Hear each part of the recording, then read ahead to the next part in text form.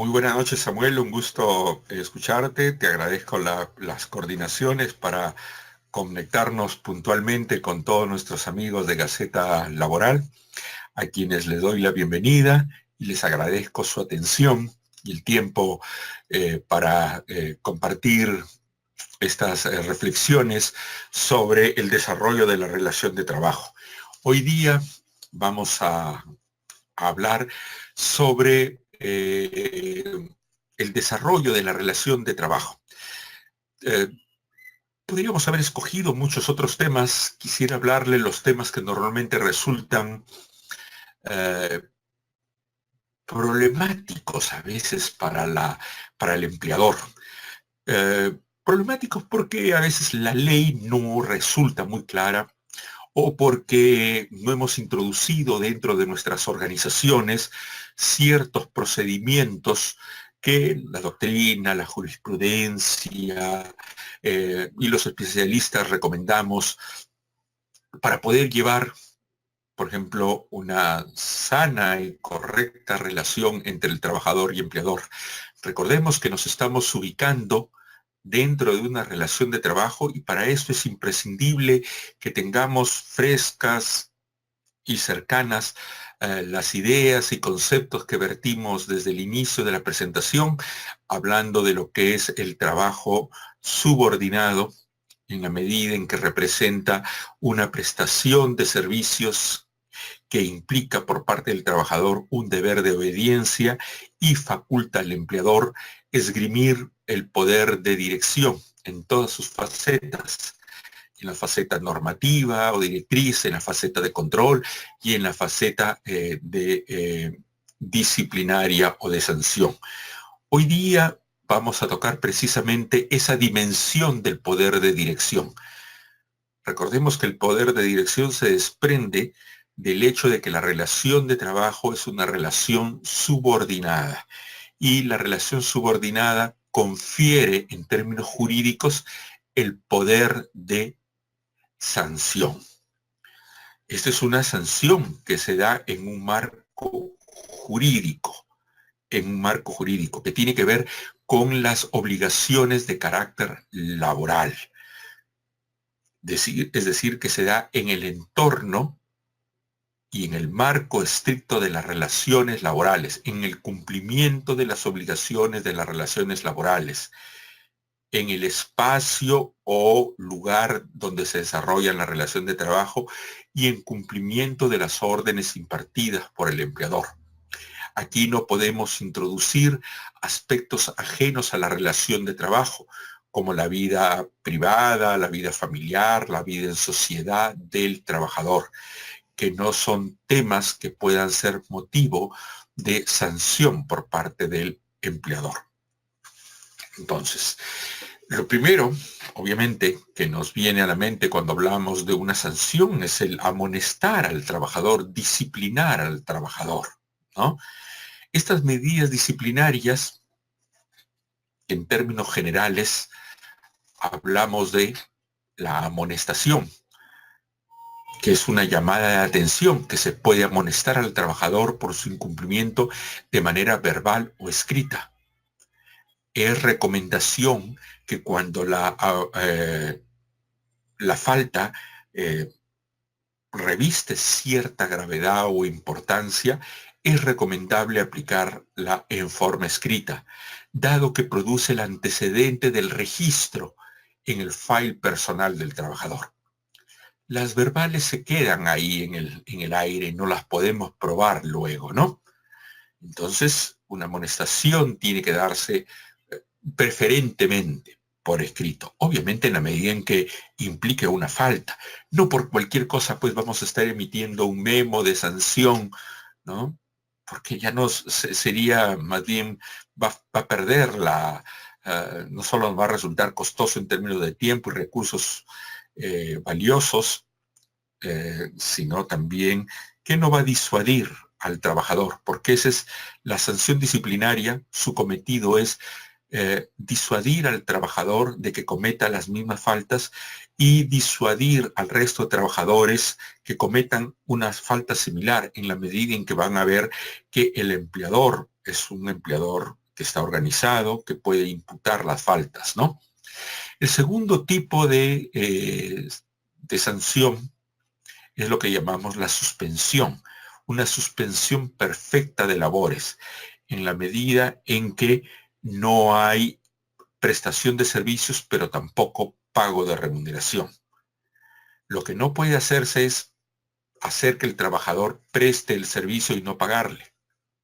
El trabajador puede perder inclusive el trabajo, pero nunca la remuneración. La remuneración tiene una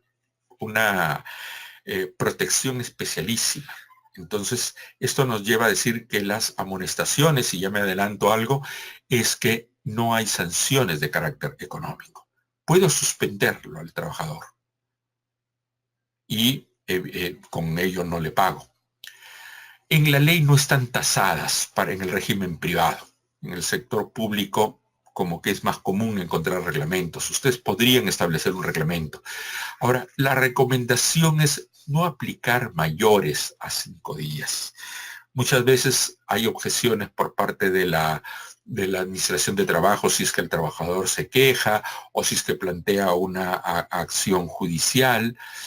Además, si es que estamos ante una falta tan grave que para ustedes ameritaría una sanción mayor a ese periodo, ya de repente estaríamos ante el caso de el despido sanción.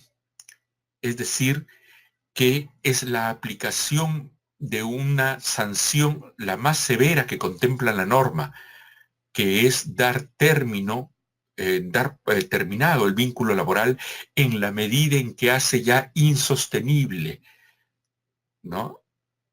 La falta del trabajador es de tal magnitud que se pierde todo ya sustento para mantener la relación.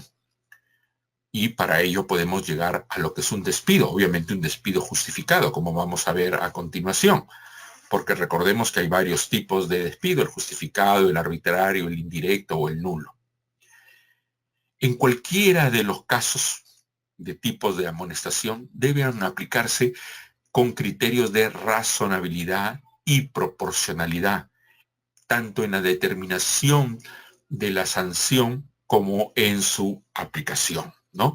Y en todo caso recordar que las sanciones no pueden ir contra la dignidad del trabajador ni el menoscabo de su integridad física o su imagen o su integridad moral, ¿no? La facultad disciplinaria que tiene el empleador, además de estar regido por estos marcos que les decía, el marco temporal, medida en que se hace dentro de la jornada de trabajo, el marco jurídico que se hace dentro de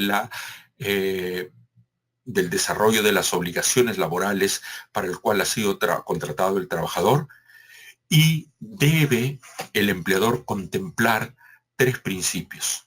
Principio de causalidad, en la medida en que tiene que existir una falta para que se genere su sanción. Y lo ideal es que esa falta esté contemplada en un reglamento interno de trabajo, en un reglamento de organización y funciones, en directivas. Recordemos que el reglamento interno legalmente es para las empresas que tienen más de 100 trabajadores. O sea, están obligados legalmente.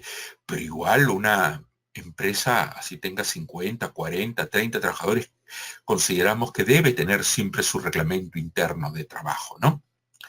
Donde puedan detallar las faltas para respetar el principio de causalidad. Proporcionalidad, en el que la sanción debe ser proporcional con la gravedad de la falta. Inmediatez, es que la falta debe sancionarse de la forma más inmediata a la comisión de la falta o cuando el empleador tomó conocimiento de la ocurrencia de la falta. ¿Cuál es la función de respetar o de que la facultad disciplinaria del trabajador se encauce a través de la causalidad, proporcionalidad e inmediatez?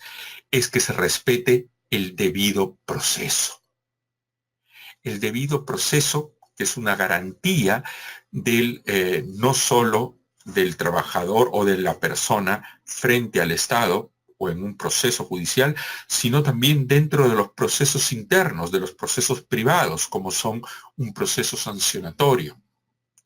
De tal manera que se garanticen el debido proceso, como, es decir, la tipicidad en la medida en que exista una falta que haya sido contemplada, la proporcionalidad, la racionalidad y el derecho de defensa. De tal manera que el empleador debe otorgar la oportunidad de que el trabajador presente sus descargos a través de una carta, por ejemplo, o de un escrito que presente antes de aplicar cualquier sanción. Entonces, el empleador debe dar la oportunidad, o sea, debe primero imputar la falta, esperar que el trabajador dentro de un plazo razonable haga su descargo, ¿no es cierto? Y luego, si es que el trabajador, el empleador considera, por ejemplo, pasado un plazo razonable de unas 48 horas como mínimo, pueda otorgar su... Esto no lo dice la norma, es una recomendación. Podrían ustedes decir, en un extremo, 1 hora para que haga su descargo. Obviamente eso iría contra cualquier principio razonable, ¿no? Puede ser 24 horas, 48 horas, dependiendo de la magnitud de la empresa, ¿no? Una empresa más pequeña donde hay bastante cercanía entre las personas, puede ser hasta 24 horas. 48 horas en el común de las empresas donde a veces el Departamento de Recursos Humanos está en otra área, en otro edificio, en otra locación, etcétera, ¿no? Y luego del plazo, ya proceder con la sanción en caso que no se haya presentado ningún descargo o el descargo a criterio del empleador resulte falto de sustento, ¿no? Todo esto, seguir con cautela estas recomendaciones en el en el proceso disciplinario va a prevenir los conflictos laborales, ¿no? Esto apunta a la prevención del conflicto laboral, de que el trabajador considere injusta o ilegal una sanción y se queje ante la autoridad de trabajo o lo impugne por la vía judicial o pida la participación de la organización sindical, de ser el caso, etcétera, ¿no? Lo ideal es manejar correctamente el proceso disciplinario que va a mejorar las relaciones laborales en la medida en que un empleador que usa racional y correctamente el poder disciplinario es un empleador que se hace respetar porque respeta a su vez los principios del proceso disciplinario. Una manera de entender cómo organizar el derecho de defensa es que todo está concatenado como si fueran engranajes. Esta diapositiva que la realizó el doctor Tino Vargas, que es conocido seguro por ustedes, que ya ha dictado varias veces en Gaceta, me proporcionó esta gráfica, ¿no? Donde podemos ver que la tipicidad, no puede ir, es el principio para determinar la existencia de una falta y una responsabilidad para la cual tenemos que aplicar con razonabilidad y proporcionalidad, ¿no? Y cautelando el derecho de defensa e inmediatez, es decir, garantizando lo que se conoce como el debido proceso. Recordar como otros principios o reglas para aplicar la facultad disciplinaria del empleador es que aquella falta no sancionada no surte efectos legales. Si es que no la imputé debidamente o la imputo después de mucho tiempo, ya se entiende que es una falta perdonada o redimida, ¿no? Y no puede utilizarse como antecedente. Por eso es que el empleador tiene que ser diligente y imputar la falta.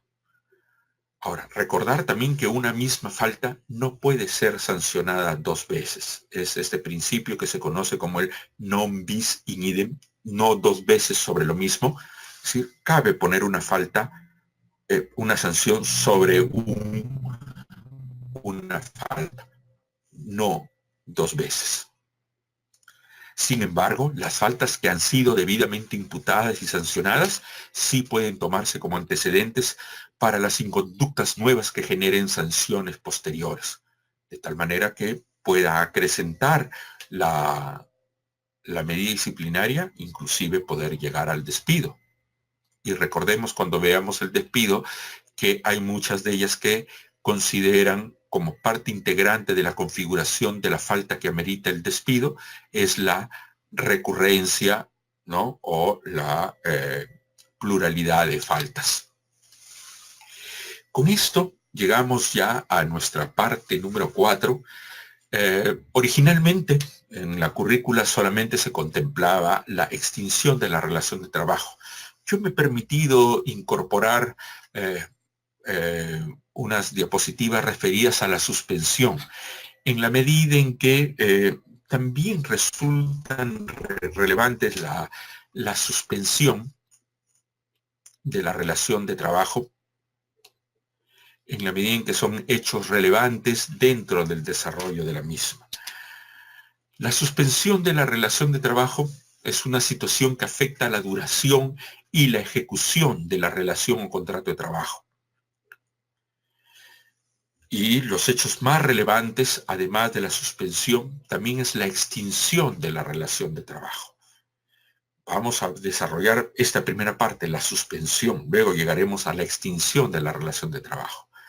Recordemos que si bien el contrato de trabajo es un tipo de contrato de ejecución continuada en el tiempo, cabe la posibilidad que, dadas ciertas circunstancias, se suspende el cumplimiento de las obligaciones del empleador y del trabajador. Estas causas pueden estar estipuladas en la ley, en un convenio colectivo, en el reglamento interno de trabajo, en el propio contrato de trabajo, o cuando las partes así lo decidan, así lo pacten, o cuando se presenten determinadas situaciones objetivas. En nuestra legislación laboral, tanto en el régimen laboral privado como en el público, se regulan las situaciones que dan lugar a la suspensión del contrato de trabajo. Cuando hablamos de suspensión del contrato, debemos entender que este se suspende cuando cesa temporalmente. La suspensión es una situación definitiva, como la extinción. Yo extingo la relación de trabajo y ya cesa la prestación de servicios. En cambio, la suspensión es una situación que tiene una duración determinada, no como la extinción, que es definitiva. Entonces, la suspensión es el cese temporal de la obligación del trabajador de prestar sus servicios para los cuales, por motivos o causales previamente estipulados, como les decía, en la ley, en un convenio colectivo, en el reglamento interno de trabajo, o cuando las partes así lo decidan, pudiendo o no mantenerse el pago de la retribución, sin que desaparezca el vínculo laboral. Con eso queremos decir que la suspensión no ocasiona la desaparición del vínculo laboral, sino el cese de las obligaciones que suponen el contrato o que implica el contrato de trabajo. Es decir, prestación de servicios y pago de remuneración. En algunos casos vemos que hay suspensiones que pueden implicar la no generación del pago de una remuneración, u otras que sí se genere pago de remuneración. Es decir, suspensión perfecta de labores es cuando no hay prestación de servicios y no hay pago de remuneración. Y la suspensión imperfecta es cuando, no habiendo prestación de servicios, hay pago de remuneración. Como por ejemplo una licencia con goce de haber. Los primeros 20 días de incapacidad. ¿No? En cambio, una sanción disciplinaria o una licencia sin goce de haber normalmente implica no prestación de servicios y no pago de remuneración. Es perfecta, se suspenden las dos obligaciones. Ahora, también esto tiene efectos sobre los beneficios sociales. Que no sea tiempo computable para ningún beneficio social, o que sea tiempo computable para algunos beneficios sociales, o que sea computable para todo beneficio social. Eso lo vamos a ver más adelante. Como ya les había mencionado, las suspensiones pueden ser perfectas o imperfectas. Perfectas cuando cesa temporalmente la obligación de ambas partes, la del trabajador de prestar sus servicios y la del empleador de pagar la remuneración correspondiente. Y la suspensión es imperfecta cuando el empleador debe abonar la remuneración correspondiente, aun cuando no haya contraprestación efectiva de labores por parte del trabajador. Es decir, hay cese de obligaciones de solo de una de las partes, el trabajador, y no de la otra, la del empleador de pagar la remuneración. Aquí vemos con amplitud las distintas clases de suspensión que puede haber. Las suspensiones están determinadas en el artículo 12 de la Ley de Productividad, pero ahí vamos a encontrar solamente unas 10 suspensiones. Aquí yo he querido poner casi todas, espero que estén todas las clases de suspensión o motivos de suspensión de la relación de trabajo, no solo las que están en la Ley de Productividad y Competitividad Laboral, sino todas aquellas que se dan por normas particulares, como por ejemplo, las que se da por el descanso por paternidad, las que se dan por la seguridad y por cuando uno interviene en el Comité de Seguridad y Salud en el Trabajo, ¿no? Etcétera. Entonces, yo las he querido clasificar según esta tipología. Primero tenemos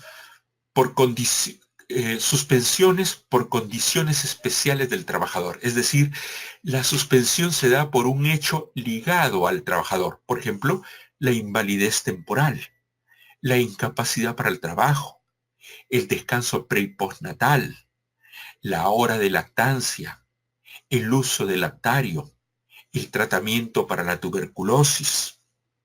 Entonces son todos hechos relacionados con el trabajador. Otros tipos de licencias están referidas, o las podemos clasificar, porque están referidas al ejercicio de derechos reconocidos por la ley, como el descanso vacacional anual, la licencia sindical, el derecho de huelga, la licencia en caso de ser representante del comité o supervisor en seguridad y salud en el trabajo.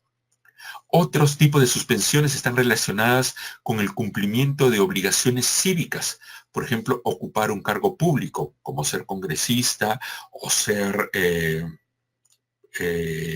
regidor o alcalde. La licencia por servicio militar, la licencia que tienen los miembros del Cuerpo General de Bomberos Voluntarios del Perú, la licencia que se da para aquellos que son donantes de órganos o donantes de sangre, la licencia que se da para eventos deportivos en representación del país o cuando están calificados como eventos internacionales, calificados así por el Comité Olímpico Internacional y por la Federación respectiva del Instituto Peruano del Deporte. Tenemos otras que están ligadas a obligaciones familiares, la licencia por paternidad, que recientemente ha sido modificada, la licencia por tener a un familiar enfermo, accidentado o con enfermedad terminal, por tener un dependiente con una incapacidad que necesita de asistencia o de terapia, de rehabilitación.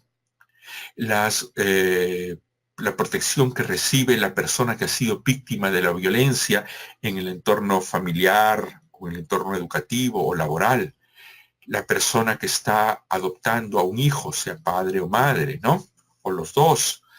Hechos relacionados, por otro lado, tenemos hechos que son relacionados con el trabajador, no tanto por el ejercicio de un derecho, sino más bien por una situación relacionada a su conducta o su actividad, como la sanción disciplinaria, la detención judicial del trabajador, la inhabilitación administrativa, los permisos que pueda solicitar el trabajador con o sin licencia de haber, claro, con goce o sin goce de haber, o Otras licencias no están relacionadas con el trabajador, sino más bien relacionadas con el empleador, como la suspensión por caso fortuito o fuerza mayor que impide la ejecución de la relación de trabajo porque el empleador debe cerrar por un caso fortuito.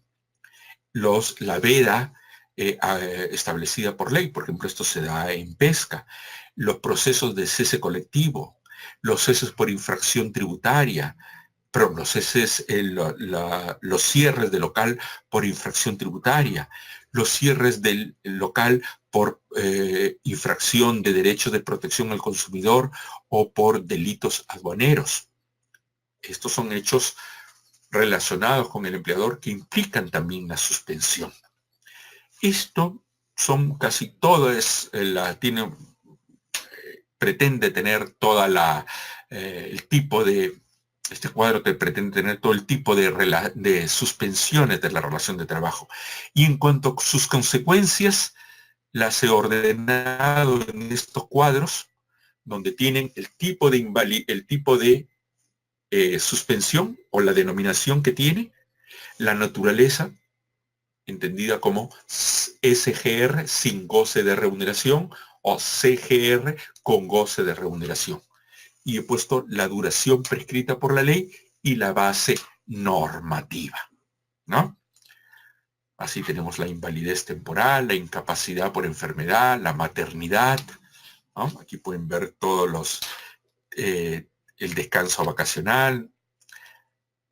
Todos estos que hemos explicado en el primer cuadro, aquí están desarrollados, estableciendo su naturaleza, si es con goce o sin goce de remuneración, la duración establecida en la ley y su base normativa, ¿no? Como les decía, si bien no era un punto establecido en la currícula, me pareció interesante que ustedes tengan estos cuadros porque les puede servir de referencia para las situaciones que en el día a día se puedan dar en las empresas a las que ustedes pertenecen o a las que ustedes asesoran, ¿no? Todas estas son las situaciones predeterminadas. Y también he querido poner los supuestos de suspensión de la relación de trabajo y el efecto que tienen sobre los beneficios sociales. Por ejemplo, la incapacidad para el trabajo es computable para CTS, para descanso remunerado, para el descanso vacacional, para las gratificaciones, para las utilidades, para el seguro de vida ley, así cada uno de ellos, ¿no? Entonces veremos que son situaciones distintas, ¿no? Situaciones distintas que se puedan dar para cada beneficio social. Esto tiene que ver cómo incide la suspensión de la relación de trabajo. Llámese descanso vacacional, licencia por paternidad, licencia para trabajadores con familiares enfermos, etcétera. Vamos a ver que tienen distinto efecto sobre los distintos beneficios sociales. Bueno, aquí les he resumido en todos estos cuadros las situaciones que se puedan dar, ¿no? Y las explicaciones que tienen según los numerales, ¿no? Estos son cuadros que hemos desarrollado en forma conjunta para nuestro calendario laboral que preparamos anualmente con la doctora Fiorella De Martini. El tema que está contemplado en la currícula, que nos interesa muchísimo más porque su consecuencia es más grave. En el primero hemos hablado de la suspensión. ¿Qué es la suspensión? Dijimos, el cese temporal de las obligaciones del trabajador y del empleador de las obligaciones, es decir, de prestar servicios y de pagar remuneración, que puede ser suspensión perfecta o imperfecta. Perfecta cuando no hay prestación de servicios ni pago de remuneración, como una sanción disciplinaria. E imperfecta, como por ejemplo los primeros 20 días de incapacidad, el descanso vacacional, no hay prestación de servicio, pero hay pago de remuneración, ¿no? O una licencia con goce de haber, una licencia que la empresa pueda dar por convenio colectivo o por costumbre o por decisión propia, que es el permiso por fallecimiento de familiar. Otros le llaman, en el sector público se llama licencia por luto, ¿no? Etcétera. Más allá del nombre, vamos a la naturaleza. Estos son de carácter temporal. En cambio, la extinción de la relación de trabajo es un hecho definitivo que extingue la relación de trabajo. Esto es muy fuerte. Miren que en las primeras clases hemos hablado de cuándo se configura una relación de trabajo, cuándo existe una relación de trabajo, cómo se desarrolla, etcétera. ¿Qué tipo de trabajadores hay? ¿Qué tipo de contratación hay? Ahora vamos a ver cómo se extingue la relación de trabajo. Y algo que les quiero decir, que muchas veces nos confundimos, hacemos una relación entre equivalencia perfecta entre extinción y despido. No, amigos y amigas. La extinción es una categoría más general, el género, y la especie es el despido. El despido es una de las tantas formas de extinción de la relación de trabajo. No es la única. Quizá es la más relevante, quizá es la más problemática que nos trae, es la que mayor jurisprudencia se crea, pero no es la única forma de extinguir la relación de trabajo. Muy bien, comencemos porque ya hemos venido anunciando el concepto. ¿Qué es la extinción de la relación de trabajo? Se entiende por extinción del contrato de trabajo la terminación de la relación laboral, cesando definitivamente las obligaciones a cargo del trabajador y empleador. Miren, cesando definitivamente, no es reversible. ¿Que pueda contratar nuevamente al trabajador? Sí, pero se inicia una nueva relación de trabajo. Cuando se extingue la relación de trabajo, cesa definitivamente e irreversiblemente la relación de trabajo.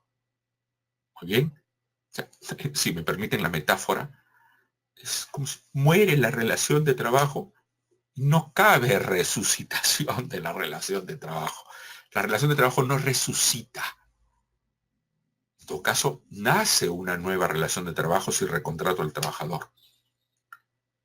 Por eso es que es un cese en la suspensión, que era cese temporal.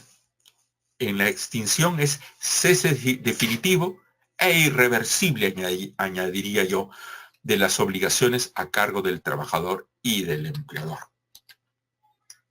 ¿Dónde está regulado? En el artículo 16 de la Ley de Productividad y Competitividad Laboral, en que se señalan expresamente como causas de extinción del contrato de trabajo el fallecimiento del trabajador o del empleador si es persona natural, la renuncia o retiro voluntario del trabajador, la terminación de la obra o servicio, el cumplimiento de la condición resolutoria y el vencimiento del plazo en los contratos legalmente celebrados bajo modalidad, los que vimos en la anterior clase. El mutuo disenso, que es como una especie de renuncia mutua. La invalidez absoluta permanente. La jubilación.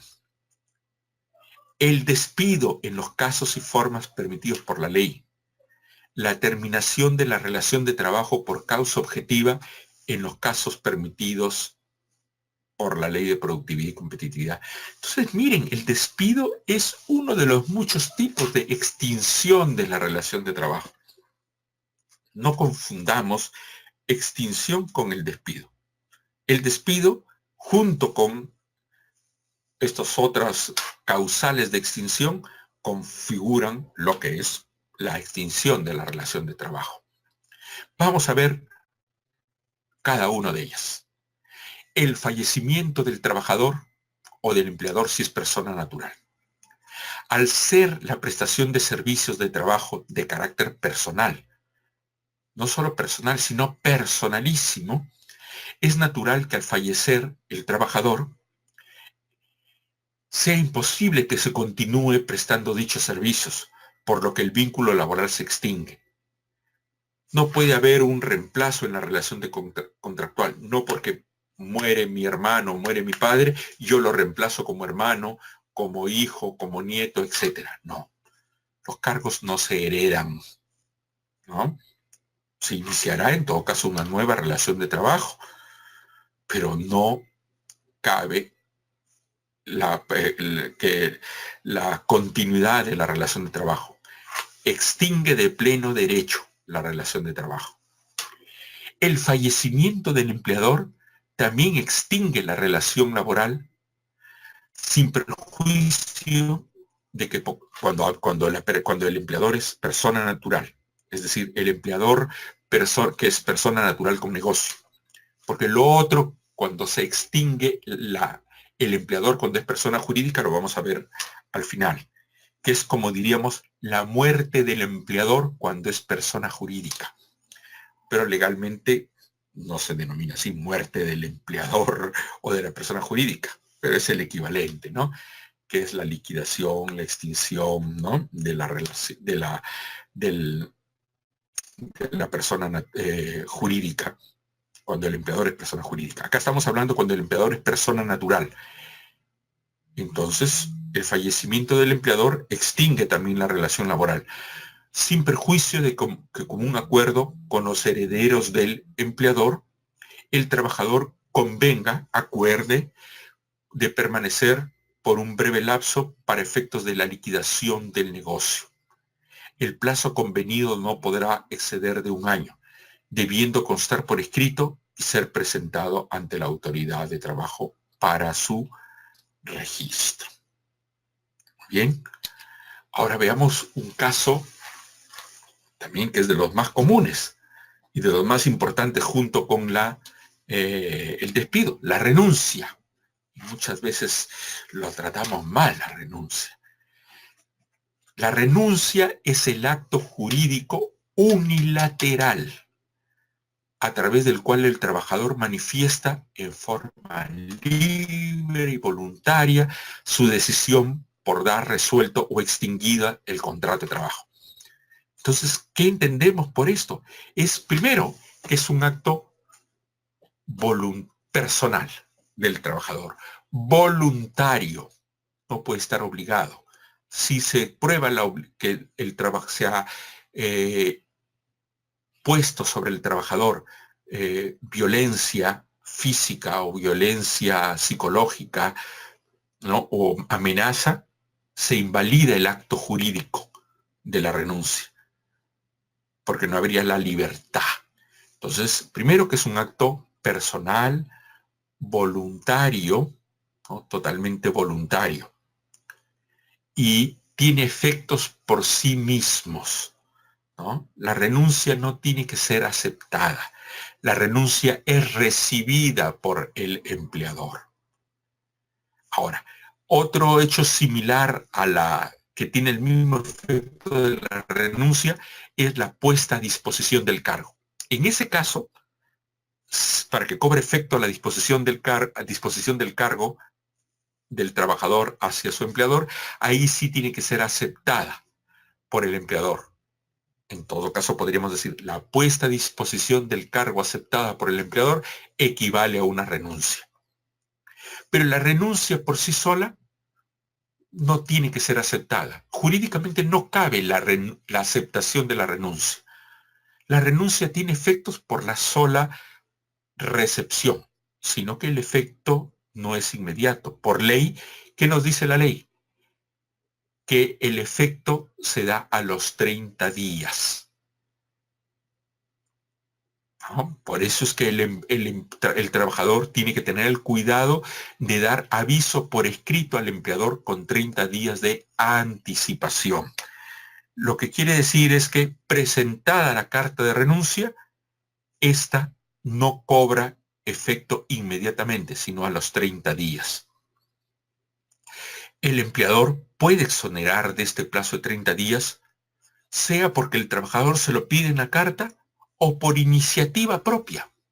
Muchas veces desconocemos que hay una exoneración del plazo a pedido del trabajador, es la más común, que el trabajador pide la exoneración del plazo de los 30 días, o de repente no la pide y pretende quedarse los 30 días, pero el empleador lo puede aplicar la exoneración de oficio. Decir, no, yo ya no tengo confianza en esta persona que renuncia, ya que ese plazo de 30 días está en mi beneficio, porque es para que yo pueda, mi beneficio como empleador, quiero decir en mi ejemplo, para que no cause distorsión y poder contratar a alguien más que lo reemplace, en ese caso, yo de oficio lo puedo exonerar aun cuando el trabajador no me lo haya pedido. En el caso que el trabajador haya pedido la exoneración, la solicitud tiene que ser contestada por el empleador dentro del tercer día. Si no la contesta dentro del tercer día, se entiende por aceptada. Ante el silencio del empleador, ante la solicitud de la exoneración, se entiende por aceptada. Ahora, si es que el empleador contesta negativamente al pedido de exoneración de los 30 días, obliga al trabajador a que siga laborando, ¿no? Obliga. Pero ya que hemos dicho que el trabajo lo obliga jurídicamente, pero no podemos forzarlo al trabajador. Entonces lo que podría hacer el empleador, como no lo puede amarrar a la silla para que siga trabajando, ¿qué pasa si el trabajador no viene? Porque ya se fue a laborar a otro sitio. Bueno, el empleador lo que puede hacer es esperar que transcurra el plazo de los 30 días. Obviamente esos 30 días no ha laborado, por lo tanto no hay pago de remuneración ni genera pago de beneficios sociales. Y se dará por extinguida la relación de trabajo cuando se cumplan los 30 días. Así el trabajador no haya ido a laborar. Y no hay ningún problema para el empleador, porque ese tiempo no labora el trabajador, no paga remuneración, no genera ningún beneficio social y como trabajador, entre comillas, soy castigado en la medida en que el empleador recién me liquida cuando se extingue la relación de trabajo, a las 48 horas de extinguida la relación de trabajo. ¿Y cuándo se extingue la relación de trabajo? Cuando se cumple el plazo de los 30 días. Muchos empleadores, más bien queriendo aparentemente castigar al trabajador, cuando no viene a trabajar, pese a que no lo han exonerado, dicen, despídanlo por abandono de trabajo. Le terminan haciendo un favor, porque el trabajador igual no pierde ningún beneficio social y más bien, como el plazo es cuando hay abandono de trabajo, más de 3 días de ausencia injustificada. Es decir, le imputo la falta al cuarto día y lo termino despidiendo, le termino haciendo un favor al trabajador porque va a cobrar sus beneficios más temprano, salvo que le vaya a iniciar un proceso de daños y perjuicios, que es bien raro que el empleador, y le resulta muy costoso demandar al trabajador por daños y perjuicios. Serán casos muy específicos, ¿no? De trabajadores muy especialistas. Otro motivo de extinción de la relación de trabajo es en los contratos modales cuando se extingue o cuando se cumple el plazo previamente pactado en el contrato sujeto a modalidad. Y eso se da cuando se cumple el plazo resolutorio previamente pactado. Por ejemplo, si se pactó a 3 meses, a 6 meses, 1 año, 2 años, etcétera, cuando se cumple el plazo, cuando está fijado en días, o en el caso de obra o servicio, cuando se concluye la obra o servicio, o cuando ocurre el hecho ya preestablecido para la extinción, por ejemplo, cuando termine la temporada, termine el periodo de intermitencia, termine la emergencia, o cuando retorne el trabajador que está siendo reemplazado en el caso de trabajador contrato de suplencia. Es decir, cuando se gatille el hecho que determina que el contrato sea a plazo fijo, entonces ahí se extingue el contrato de trabajo sujeto a modalidad. Ahora, se pueden establecer cláusulas resolutorias en el contrato por tiempo determinado, sí, porque ese es su fin, que sea por tiempo determinado. Por lo tanto, es totalmente válida la cláusula. Te contrato por inicio de actividad por 3 meses. Te contrato por mayor demanda del mercado por 6 meses, etc. Entonces, al cumplirse ese plazo, se extingue la relación de trabajo, salvo que se prorrogue el contrato válidamente. Pero incorporar cláusulas en el contrato por tiempo indeterminado, es decir, en el contrato por tiempo indefinido, es decir, en el caso de un trabajador permanente, ¿puedo pactar una cláusula? Aquí tenemos que revisar la jurisprudencia. Hay una conocida casación laboral, la número 4336-214-Callao, del 25 de julio del 2015, que presentó un caso bien interesante, en que la Corte Suprema nos dice que sí son válidas las cláusulas en los contratos los contratos por tiempo indeterminado. Así nos plantea un primer nivel de análisis. En ese primer nivel de análisis exigen que se cumplan primero ciertos requisitos. Estos requisitos es que la causa de extinción se formule en forma expresa, es decir, debe estar pactada por escrito.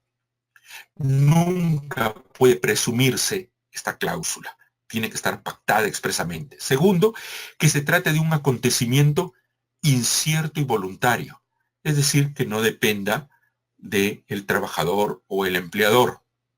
Es decir, el empleador que diga, bueno, tiene que ser un hecho o un acontecimiento incierto y voluntario distinto a las partes.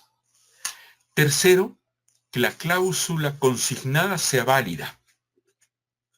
Y cuarto, que se respete el principio de indisponibilidad de derechos en la Constitución y la ley. Es decir, no tiene que mellar los derechos fundamentales del trabajador.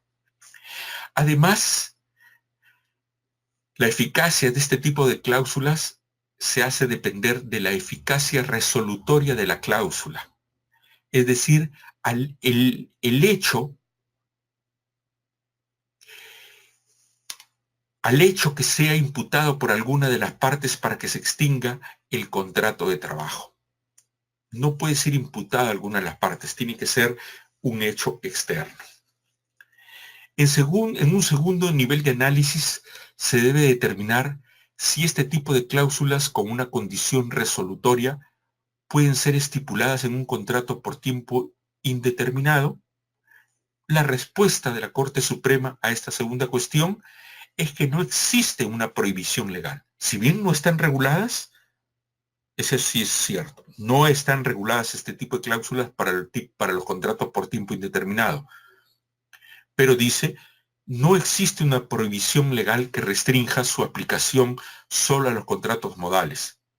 Pero resalta que lo que prevalece en esta causal es la voluntad de las partes. Es decir, que las partes deben determinarlo esto, ¿no? Es un caso muy, muy particular, por eso que ha sido regulado por la jurisprudencia.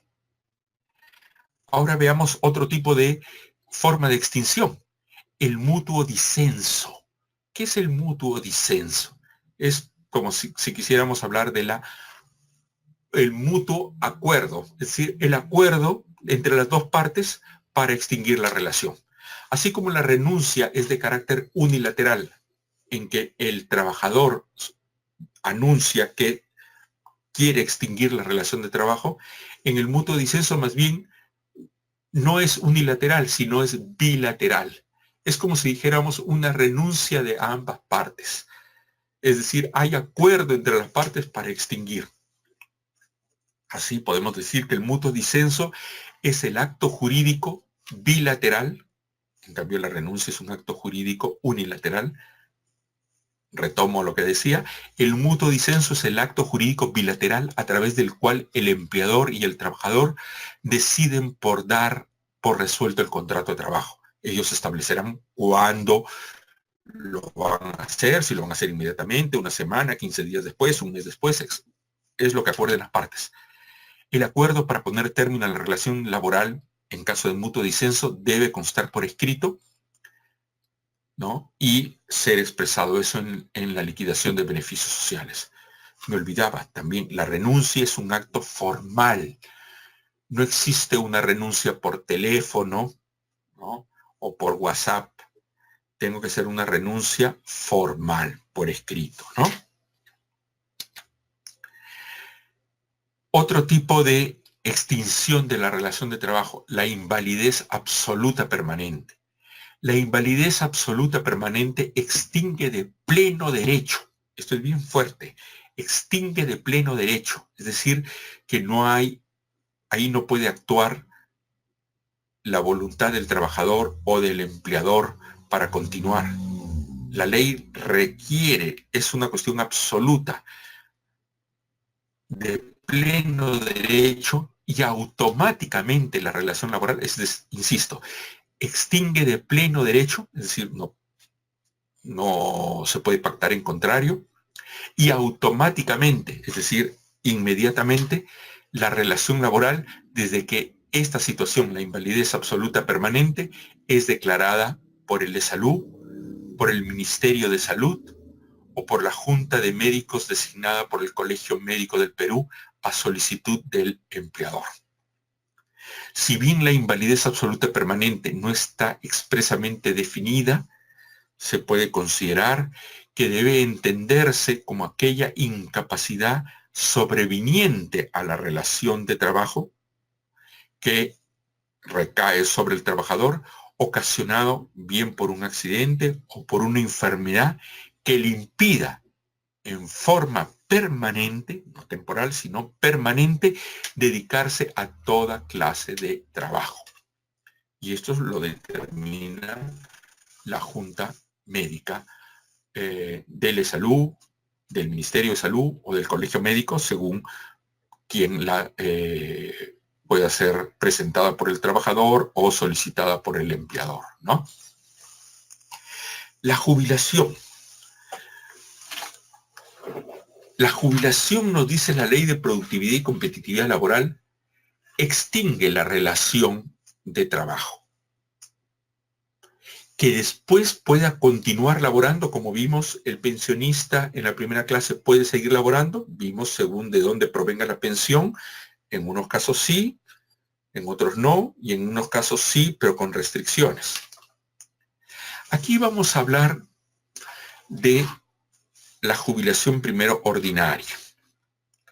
El trabajador puede jubilarse voluntariamente. Ese es el caso típico.